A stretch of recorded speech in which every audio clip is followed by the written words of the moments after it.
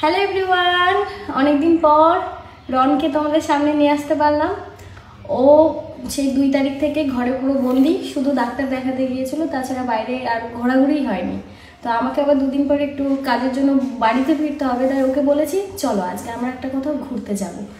তো যাবে? যাওয়ার জন্য রেডি হয়েছে। মানে প্রচুর একটা বাজে পরিস্থিতিতে ছিলাম, তোমরা পুরোটাই জানো। আর তার মধ্যে দিয়ে খুব তাড়াতাড়ি বেরোতে পেরেছি, সেটা শুধুমাত্র তোমাদের ভালোবাসা, তোমাদের সাপোর্ট ছিল। তাই তো এরকমভাবে ভালোবাসা দিয়েও সাপোর্ট করো।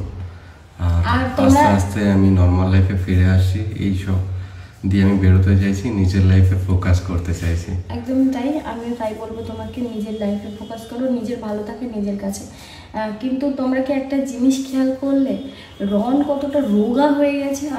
আমি না প্রথম যেদিন এখানে আসলাম ওকে চিনতেই পারছিলাম না, কেমন রোগা হয়ে গেছে ছেলেটা। ঠিক হয়ে যাবে আস্তে আস্তে সব।